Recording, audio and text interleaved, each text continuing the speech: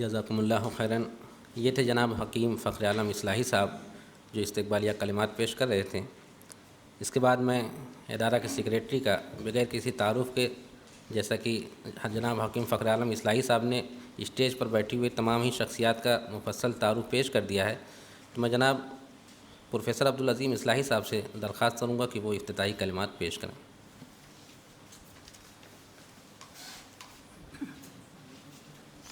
بسم اللہ الرحمن الرحیم، الحمد للہ رب العالمین، والصلاة والسلام علی رسول الامین۔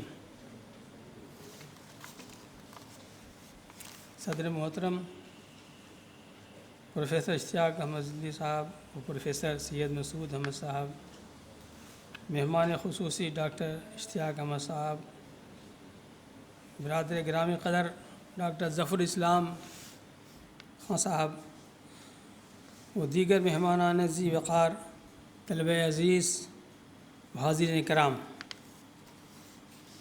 ادارہ علوم قرآن کے 13ویں سیمینار میں بعض افتتاحی کلمات عرض کرنے میں ناچیز اپنی سعادت محسوس کر رہا ہے۔ اس وقت ہم تاریخ کے نہایت نازک دور سے گزر رہے ہیں اور نہیں کہہ سکتے کہ مستقبل میں ہم کیا تبدیلیاں دیکھیں گے۔ تغیر و تبدل زمانے کا خاصہ ہے۔ علامہ اقبال نے کہا ہے، سکون محال ہے قدرت کے کارخانے میں، سے بات ایک تغیر کو ہے زمانے میں، مگر یہ تغیرات اتنی صورت و اجلت کے ساتھ کم آتے ہیں جتنا کوئی چاہتا ہے۔ اللہ رب الکائنات نے ان کے بھی اصول بتا دیے ہیں۔ ارشاد باری تعالیٰ ہے، ذالک بأن اللہ لم یکن مغیرا نعمتا انعمها علی قوم حتی یغیروا ما بانفسہم۔ سورہ انفال آیت 53۔ یعنی اللہ تعالیٰ جن قوموں کو اپنی نعمتوں سے سرفراز کرتا ہے اسے بدلتا نہیں تاکہ وہ اپنی صفات و ممیزات کو کھو کر اپنے آپ کو ان آیات کا نااہل نہ بنا دیں۔ اسی طرح دوسری جگہ ارشاد ہے، ان اللہ لا یغیر ما بقوم حتی یغیروا ما بانفسہم۔ سورہ رعد آیت 11۔ یعنی اللہ تعالیٰ کسی قوم پر چھائی ہوئی نحوست دور نہیں کرتا جب تک کہ وہ اس حالت بد کو خود سے دور نہ کریں جس میں وہ مبتلا ہے۔ حضرات، بر صغیر میں 19ویں صدی کے وسط میں برسوں سے قائم اقتدار کا خاتمہ کچھ یوں ہی نہیں پیش آیا تھا، بلکہ اس تغیر کے پیچھے قوی اسباب تھے جن کی تفصیل میں جانے کا موقع نہیں ہے۔ بہرحال یہ مسلمانوں کے لیے زبردست حادثہ تھا۔ ان مشکل حالات میں مسلمانوں نے اپنے دم قدم سے دین و دنیا کی بہتری کے لیے کام کرنا شروع کیا۔ اس شہر علی گڑھ میں عصری علوم و فنون کے لیے سر سید احمد نے محمڈن اینگلو اورینٹل کالج قائم کیا، جو آگے چل کر نہ صرف ہندوستان کی بلکہ عالم اسلام کی اعلیٰ ترین جامعہ کی شکل اختیار کیا۔ دینی تعلیم کے لیے دیوبند میں دارالعلوم اور لکھنؤ میں ندوۃ العلماء، دارالعلوم ندوۃ العلماء اور سرائے امیر میں مدرسۃ الاصلاح جیسے ادارے قائم ہوئے۔ تحقیقی اداروں میں علامہ شبلی نعمانی کے ذہن کا نقشہ دارالمصنفین کی شکل میں نمودار ہوا، جس کی طرح کے تحقیقی ادارے کی اس سے پہلے شاید کوئی مثال نہیں ملتی۔ اس کے بعد تو دینی و عصری تعلیمی اداروں کے قیام کا سلسلہ شروع ہو گیا۔ کچھ علمی و تحقیقی ادارے بھی قائم ہوئے، بلکہ تقسیم ہند کے بعد ان سرگرمیوں میں مزید تیزی آئی۔ لیکن یہ بھی حقیقت ہے کہ اس دور میں کچھ ادارے نیم جان و بے جان بھی ہو گئے، کیونکہ ان کی علمی و مادی آبیاری نہیں ہو سکی۔ نئے اداروں کے سنبھالنے کے لیے مخلص و لائق جانشین میسر آ سکے۔ حضرات، آپ کا یہ ادارہ علوم قرآن گرچہ قدر تاخیر سے عالم وجود میں آیا، مگر کئی لحاظ سے منفرد و ممتاز ہے۔ خالص قرآنیات پر یہ دنیا کا پہلا علمی و تحقیقی ادارہ ہے جہاں تک میرے علم کا تعلق ہے۔ اس کے بعد مختلف ملکوں اور مختلف زبانوں میں خاص قرآن کے لیے ادارے و رسالے اور بعض یونیورسٹیوں میں اور کالجوں میں قرآن کے شعبے بھی قائم ہوئے، مگر ہمارے علم کی حد تک ادارے قرآن اور اس کے ششماہی مجلے سے پہلے اس طرح کی کسی چیز کا وجود نہیں تھا۔ اس میں کوئی شک نہیں کہ قرآنی تحقیقات کو شائع کرنے کے لیے پہلے بھی رسالے اور ادارے پائے جاتے تھے، مگر وہ اسی مقصد کے لیے خاص نہیں تھے۔ بتوفیق یزدی یہ شرف مدحت اللہ کے فضلہ کے نصیب میں آیا۔ الحمدللہ اب ادارہ کے قیام کو تقریباً 40 سال ہونے کو آئے ہیں، اور اس کا مجلہ ششماہی علوم القرآن 38 سال سے قرآنیات پر علمی و تحقیقی مقالات شائع کر رہا ہے۔ اس کے علاوہ اس میں کتابوں کے تبصرے، خبریں، نئی مطبوعات کی اطلاع سب کچھ قرآنیات ہی سے متعلق ہوتی ہے۔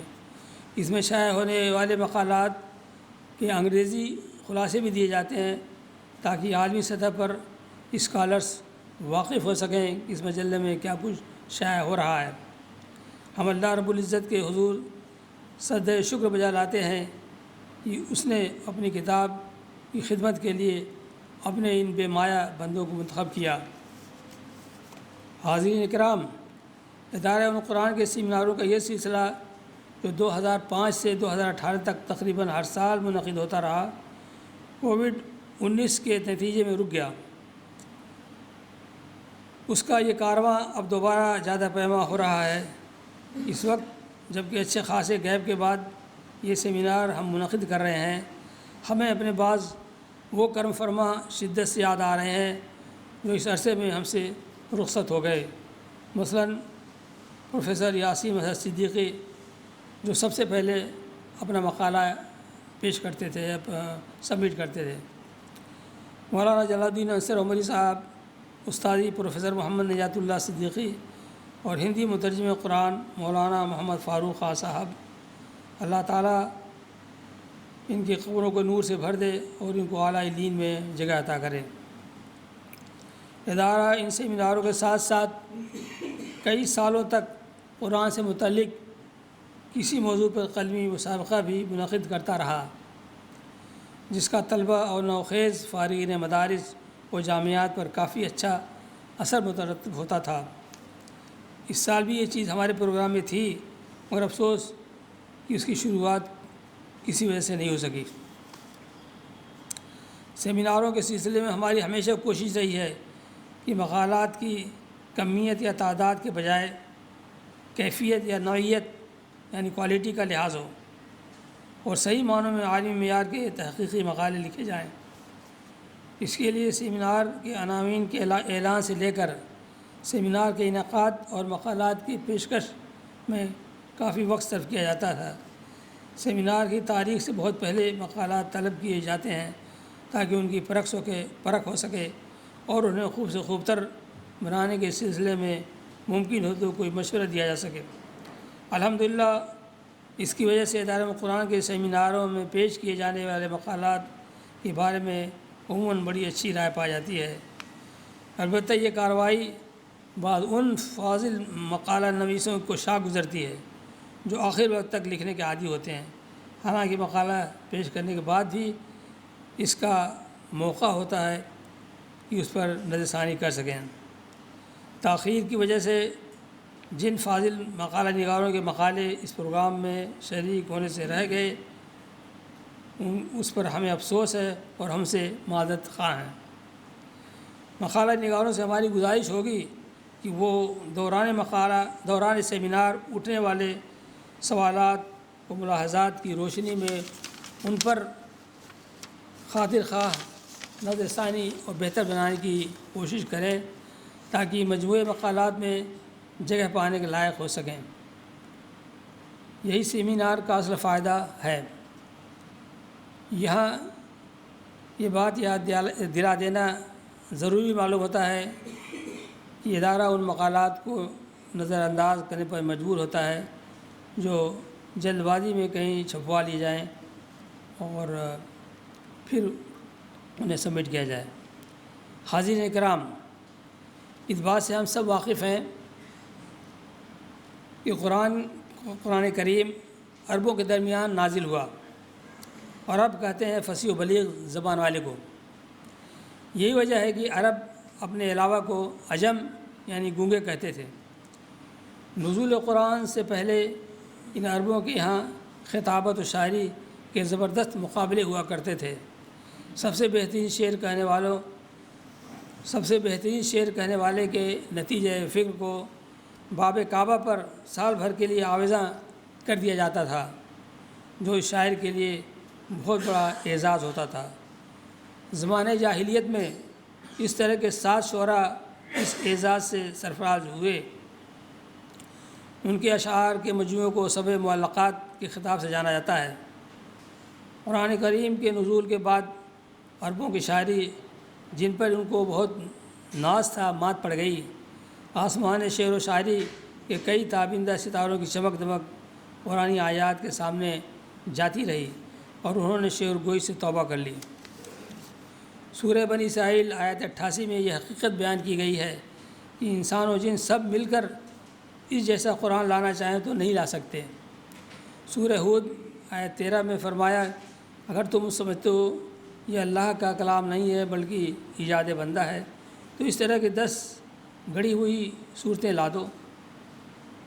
پھر سورہ یونس آیت 38 اور سورہ البقرہ آیت 23 میں یہ چیلنج دیا گیا کہ اس طرح کی ایک ہی صورت بنا لاؤ اور جن کو چاہو اپنی مدد کے لیے بلا لو، مگر کسی نے ہمت نہیں کی۔ ان حقائق کی وجہ سے ایک زمانہ تک لوگ یہ سمجھتے رہے کہ قرآن کا اعجاز اس کا اعلیٰ ادبی ذوق اور فصاحت و بلاغت کے میدان میں ہے، لیکن بعد کے اتوار میں قرآن کے اشاعت اور علوم و فنون کی ترقی کے ساتھ یہ خیال پیدا ہوا کہ قرآن چونکہ رہتی دنیا کے لیے معجزہ ہے، اور اس کے مخاطب بنی نوع انسان کے ہر علاقے میں رہنے والے اور ہر زبان کے بولنے والے ہیں، خواہ وہ عربی ہوں یا غیر عرب۔ اس کا اعجاز 7ویں صدی کے علماء کے لیے بھی تھا اور 21ویں صدی کے سائنسدانوں کے لیے بھی ہے۔ قرآن کے اعجاز کو صرف عربی زبان کی ادبی خصوصیات تک محدود رکھنا اس کے شان اعجاز کے منافی ہوگا۔ چنانچہ جب انہوں نے موجودہ علوم و فنون کی روشنی میں قرآنی تعلیمات کا جائزہ لیا تو ان پر قرآنی اعجاز کے نئے نئے گوشے روشن ہوتے گئے، اور ابھی آنے والی دنیا تک کلام اللہ کے اعجاز کے نہ جانے کتنے پہلو سامنے آئیں گے۔ اب قرآن کے اعجاز کو صرف عربی زبان کے محاسن اور فصاحت و بلاغت تک محدود رکھنا کوتاہ نظری اور فکری درماندگی کی علامت سمجھی جاتی ہے۔ اب قرآنی اعجاز ادب و انشاء سے کہیں بڑھ کر سائنس، سوشل سائنسز، طب و جراحت، تاریخ و تمدن، سیاسیات و معاشیات، فقہ و فلسفہ وغیرہ نہ جانے کتنے مجالات علم میں پائے جانے کے دعوے کیے جاتے ہیں۔ آج کے سیمینار میں حاضرین کرام قرآن کے ان مختلف دعووں کے علمی و تحقیقی ثبوت سماعت فرمائیں گے۔